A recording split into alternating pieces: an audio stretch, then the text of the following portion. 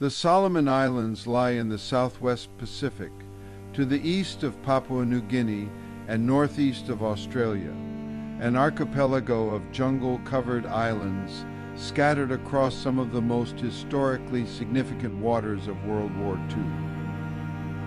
During 1942 and 1943, this region became one of the learning battlegrounds of the Pacific War.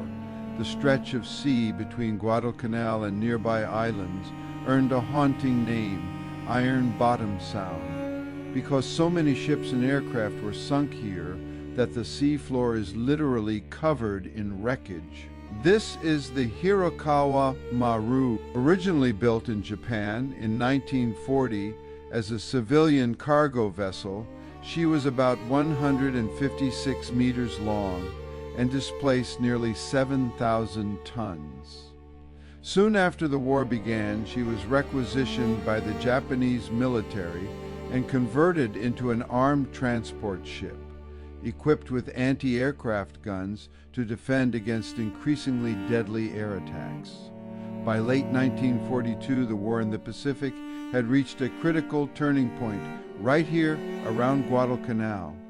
The Japanese were attempting to reinforce their troops on the island. In November 1942, the Hirokawa Maru joined a convoy of transport ships carrying soldiers, ammunition, and desperately needed supplies.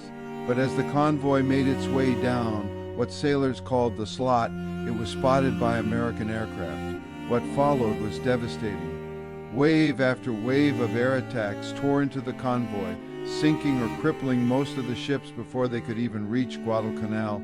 Only a few transports, including the Hirokawa Maru, managed to push through.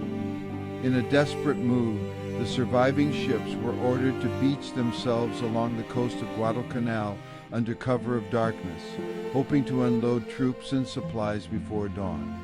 In the early hours of November 15th, the Hirokawa Maru ran aground near what is now Bonegi Beach, just west of Honiara. For a few hours, the plan worked.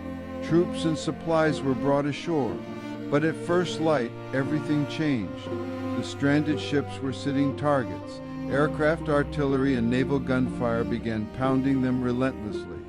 The Hirokawa Maru was hit again and again, set ablaze, torn apart by explosions, and ultimately destroyed where she lay. She never left that beach. She never left that beach. Today, decades later, the wreck still rests just offshore. Her bow lies in relatively shallow water, close enough to the beach to reach from shore. Her stern drops down into deeper water, descending into the blue. Over time, the ship has changed. Steel has rusted. Structures have collapsed, but life has returned.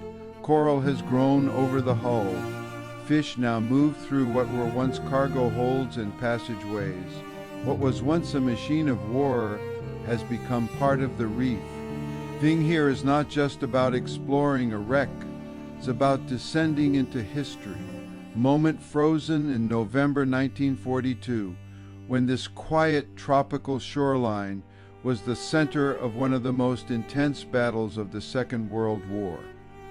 Now, beneath the surface, the Hirokawa Maru remains, silent, broken, and slowly being reclaimed by the sea.